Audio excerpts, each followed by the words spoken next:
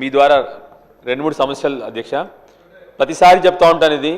ఒకటి మా schools hospitals అధ్యక్ష.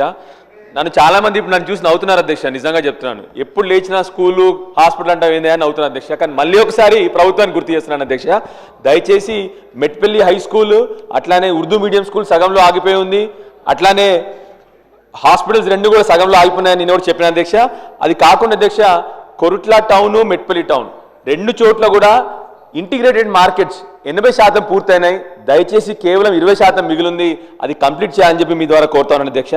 అదేవిధంగా అధ్యక్ష, మా కొరుట్ల మెట్పల్లిలో రాష్ట్రంలోనే మొట్టమొదటిసారి జర్నలిస్టులకి గత ప్రభుత్వంలో ఇల్లులు కట్టినాం అధ్యక్ష. అది అలాట్మెంట్ కాలేదు. మీ ద్వారా రెవెన్యూ శాఖ మంత్రి గారిని కోరుతా ఉన్నాను, వెంటనే ఆ బిల్డింగ్లు రెడీ అయినాయి, వెంటనే ఆ ఇల్లులు అలాట్ చేయమని చెప్పి కోరుతా ఉన్నాను అధ్యక్ష. లాస్ట్ అధ్యక్ష, ఈ ఉర్దూ మీడియం కోసం జూనియర్ లెక్చరర్ పోస్టులు 59 ఖాళీగా ఉన్నాయి అధ్యక్ష.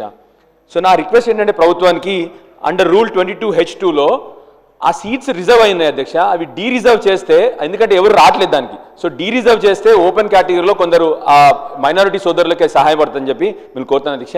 ధన్యవాదాలు అధ్యక్ష, అవకాశం ఇచ్చినందుకు. మినిస్టర్ గారు. అధ్యక్ష, గౌరవ సభ్యులు చెప్పిన వివరాలు నోట్ చేసుకోవడం జరిగింది. శ్రీమతి కోవాలక్ష్మి.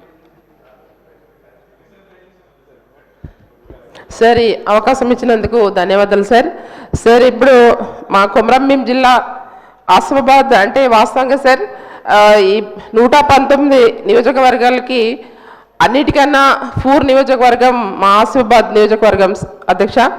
మరి మాకు ఈ మారుమూల ప్రాంతాలు అన్ని ఆదివాసీ గూడాలు తాండాలు అన్నీ కూడా ఉన్నాయి అధ్యక్ష. ఎక్కడ పోయినా కూడా మాకు రోడ్స్ లేవు అధ్యక్ష. గత ప్రభుత్వంలో